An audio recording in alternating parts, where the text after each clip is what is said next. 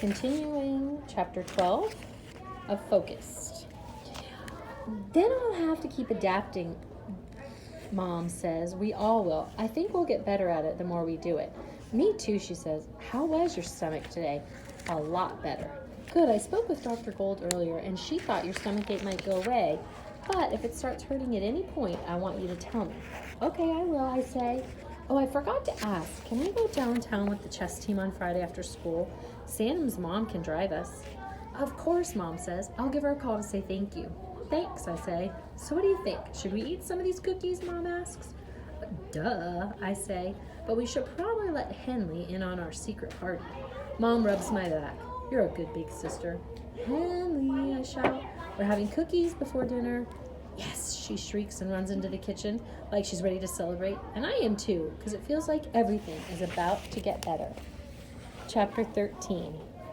On Friday, I wake up early and try to look extra pretty because even though I'm nervous to go downtown with the team and Red, now that we're not friends anymore, I'm excited to hang out with Santa and maybe Dylan too.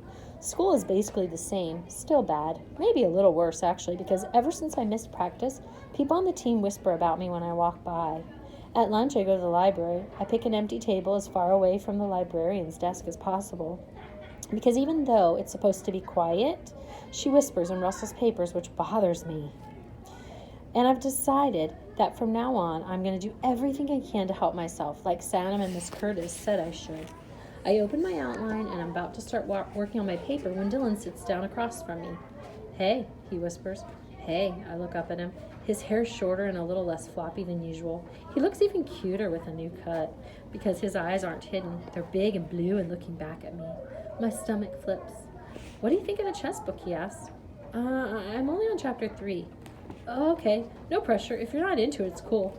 I am, I say quickly. Well, you don't have to be. I know, but I like that it's a different way to look at chess. It's just that I'm doing this new thing where I read everything twice so I don't miss as much. I fiddle with the rubbery part of my pencil. I want to tell him the truth because I have ADHD. I found out last week, so I'm trying to follow all the suggestions. Oh, that must be hard, he says. Yeah, I tell him, but it's good too. Or at least I think it might be soon. I bet it helps to know what's actually going on. Yeah, it does, I say.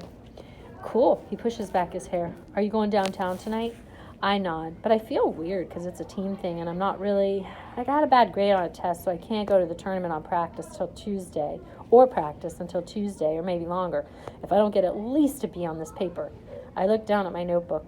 That's why you weren't in chess, he says. Like maybe he thought there was another reason.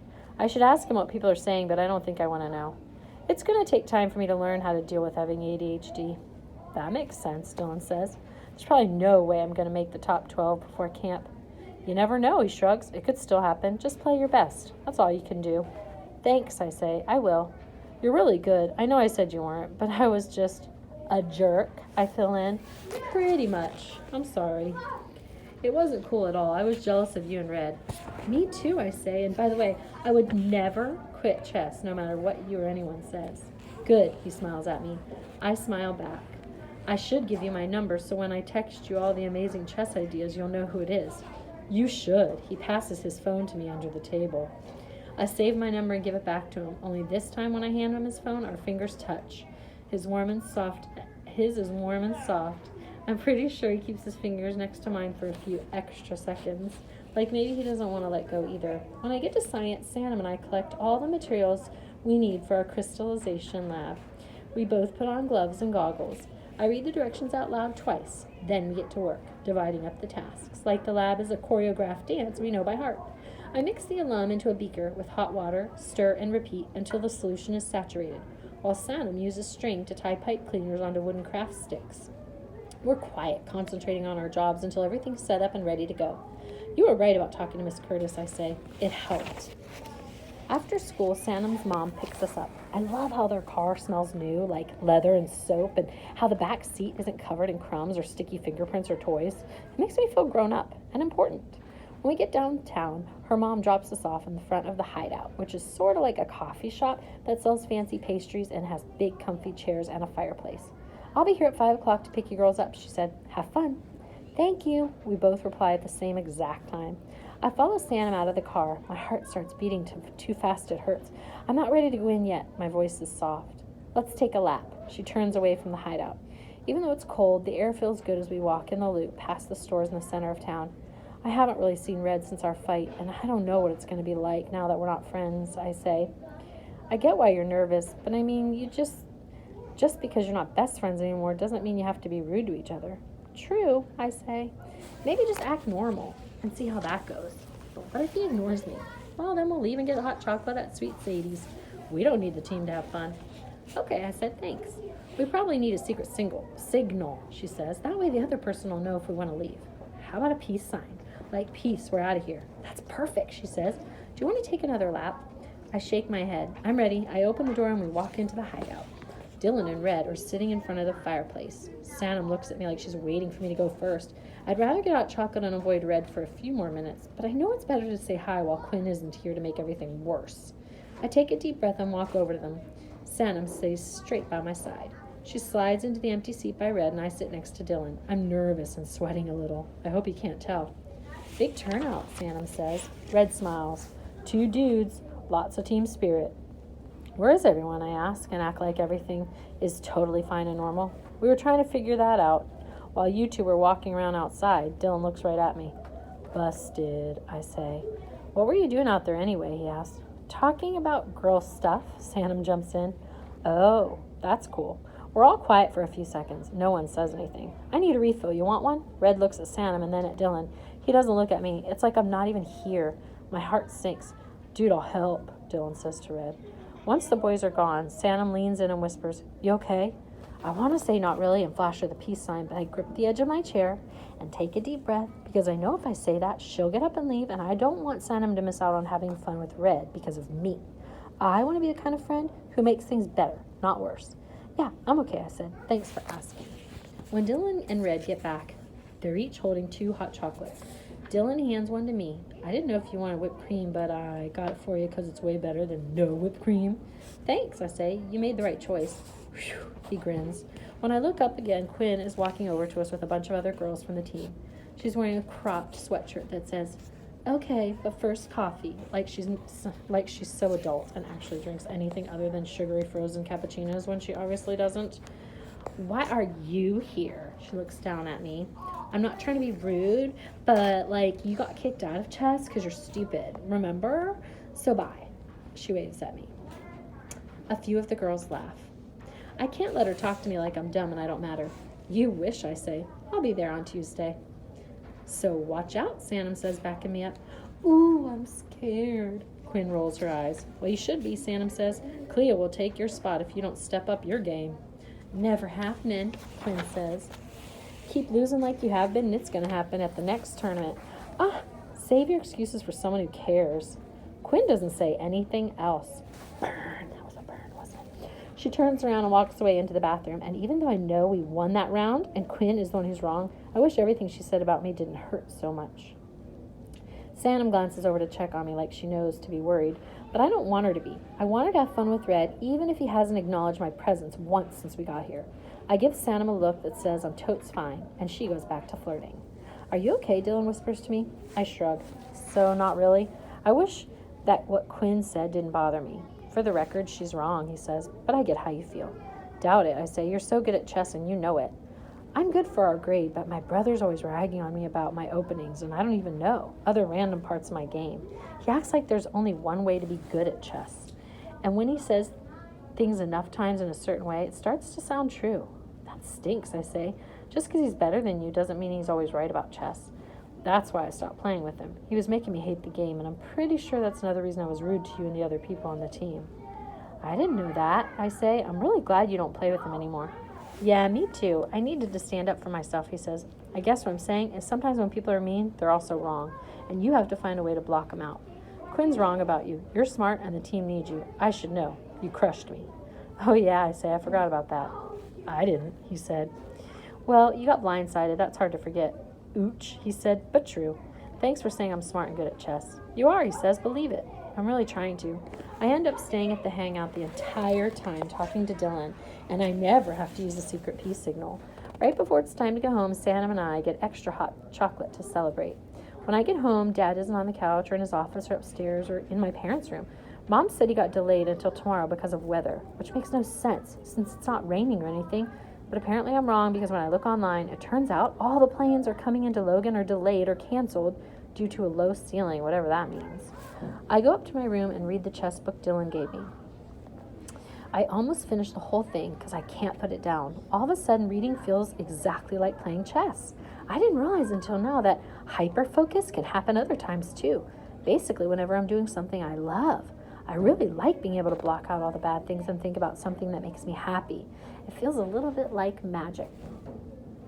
The best part about Dylan's book is that it reminds me about moves that I sort of forgot existed, like casting on this queen side, which is not anything crazy or weird or even new for me, but it's a good thing to remember. I usually castle king side, moving the king to the right next to the rook. Once the pieces are side by side, they swap places, so the rook can protect the king. If you want to castle queen side, you have to get the queen out of the way and then move the king to the left. The whole time I'm reading, my brain spinning and whipping up moves I can use to impress Mr. Lee once I'm back on the team. Chapter 14. I want to cry when I hear my phone beep, buzz, and jingle at 8:15 a.m. I hit snooze. I need a few more minutes of sleep. I can't get up yet. It's so cozy and comfy, I'm barely awake, but I know I have to pull myself out of bed and leave my room before I can't help but get back under the layers of fluffy blankets.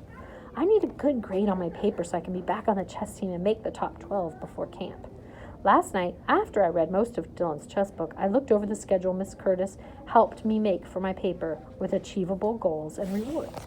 Cleo's homework schedule and list of awesome rewards. Saturday, finish the outline. Play 15 minutes of chess puzzles. Number 2, write a thesis statement and find the 3 supporting pieces of evidence. Watch 1 episode of Bewitched. Number 3, write 3 supporting paragraphs. Hang out with Henley for 20 minutes. Number 4, finish conclusion. Text or call Santam for 10 minutes. 5, study for Spanish quiz. Freedom for the rest of the night. Sunday, ask Mom and Dad to read my paper and revise. Practice chess puzzles for 10 minutes. Number 7, revise more and finish. Eat dessert. Number 8, finish math and history homework. Do whatever you want. Have a dance party. You're done with everything. I hope when you were listening to that, you heard her talking about a 5-paragraph essay that she was writing. The schedule is tight. I have to focus and complete every single thing on my list in a limited time frame, or I won't finish. Waking up early isn't on the schedule. It's a cushion, a way to trick myself into feeling like I'm ahead. It's one of those things I need to do my best. That isn't something Miss Curtis taught me. I figured that one out on my own. When I get downstairs, Henley's sitting next to Mom at the kitchen table. They're always up early tiptoeing around the house, even on weekends. Dad and I both like to sleep in whenever we have a chance. Henley has a blue marker in one hand and a waffle in the other. "Clea," she shouts. There's sticky maple syrup all over her lips, like gloss that she put on herself. I smile at her. "What are you doing up so early?" Mom asks. "English paper." She walks over and rubs my shoulder. "Want a waffle?" "They have chocolate chips inside," Henley says. "I don't have time for a big breakfast," I say. "You have the whole weekend to finish your work. I'm confident you'll have enough time to get everything done."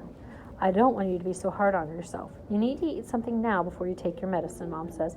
"That's not up for discussion, and you can also bring a waffle or anything else you'd like up into your room." "Okay," I say, because I know she's right. I figured out that I have a 20-minute window before the medicine kicks in and makes me think I'm not hungry. A waffle sounds good. I pour myself a glass of juice and open a banana. I eat the whole thing, take my medicine, and sit down at the kitchen table. "I want to help you with homework," Henley says. "Not today," I smile at her. "I can. I'm good at helping." "I know you are." I look at the clock. I want to be upstairs at my computer in 10 minutes, so I'm ready to write my paper when the medicine starts working. "So yes?" She stands up like she's ready to get to work. "Not this time." I try as hard as I can to sound calm. "Please, please, pretty please, with sugar on top?" "No." The word comes out a little too loud. "Clea, be nice," Mom says. She says it like she's heard it all the times It's like she hasn't heard all the times I've tried to be. "I snap. "I didn't do anything wrong. It's hard for your sister to express herself, so you need to be supportive. We all need to be. That's not optional. While writing an entire English paper due Monday and finishing all my other homework is hard for me." My voice is loud and mad. I'm barely going to have enough time to finish as it is. "You need to calm down," Mom says. She just wants to help you with something. There's literally no way for Henley to help me. She's 6. The words fly out of my mouth before I can stop them. 6 3/4. Henley shouts back at me. There are tears in her eyes. Do you see what you've done? Mom puts a plate of food on the table in front of me and points to my sister. Look, only I can't. The sound of her tiny chest heaving, choking between tears to find air, hurts me. I didn't mean to make her cry. She didn't do anything wrong. I take a deep breath and look at her. There are tears trickling down her face. I'm sorry, I say. She crosses her arms over her body and looks at me like she has never looked before, like she hates me. I take a deep breath. It's not because you're younger that you can't help. I shouldn't have said that. It's not true. I already know, she says, like it's obvious to her. It hurts when you yell. I don't like it. I know, I say. I'll do a better job next time, I promise. Good, she says. You have to be responsible for your words, Mom says. I don't want you to be accidentally saying something that you can't take back. You can't be serious right now. Don't you think I would? I know that. That's why Red isn't my best friend anymore. He isn't, Mom says. I shake my head. He isn't even my friend. We're basically strangers. I'm sorry to hear that. Did something happen? I can feel the tears building up behind my eyes. I've been trying so hard not to think about it much, how much I misread, or about all the stupid things I said by accident that I shouldn't have, that I wish I could take back now. I blurted out secrets about his family in front of a lot of people, and even though I was trying to defend him, I ended up embarrassing him. It was really bad, and I do that kind of a lot, so now he doesn't want to know me. Mom sighs. I know you're not proud of what you said, but I think Red's having a hard time right now. So whatever happened probably felt like a much bigger deal to him than it actually was. And maybe with a little more time, you can figure out a way to be friends again. I hope so, I say, but I don't want to say anything. I don't mean to ever again. That's a great goal. What can I do to help you? I need to practice not saying everything I'm thinking so I can get used to staying calm, but it's hard when I'm upset. Whatever you do, don't tell me to calm down, because I'm already trying to do that and it's not working. So hearing you say it like it's so easy makes me more upset. What I really need is a reminder that I should take my time and think about what I want to say. I can do that, Mom says. Mom rubs my shoulder. Thanks for listening, I say. I know I'll get used to everything about ADHD. I already have. Some things are better, but it's hard and it's going to take time and practice. It's okay if you mess up again, Henley says. I'll still be your sister, but try hard not to, okay? I nod. I will. You can do it, she says. And I know she's right. The garage door opens, and a minute later, Dad walks into the kitchen. My 3 favorite people. He smiles at each of us. What did I miss? A lot, Henley says. We have problems. We all laugh. Is there anything I can do to help you solve your problems, Dad asks Henley. She puts her hand up to her chin like she's thinking hard. Nothing for me. I really need you to read my English paper. I look at Mom and then Dad, and they both nod back at me. I know you have a lot of work, but this is important to me. I need you not to pretend like you're going to help and then get too busy. I can't make any major mistakes or I won't be allowed back on the chess team for I don't know how long. Dad says, I've done that to you a lot recently and it's not fair. I'm sorry. You can show me as many drafts of your paper as you need to so you feel great about what you hand in. Thank you, I say. I'm really glad you asked for help, he says. Me too. I have some good news. My work in California is on hold for now, so I won't need to travel for a few weeks. Yay! Henley jumps out of her chair and runs over to Dad, hugging him as hard as she can. Mom smiles, and I do too. When I get back to my room, I decide to write about my parents, the magic and wrinkle in time, because I realize the best chance I have at writing a great paper is to pick a topic that interests me.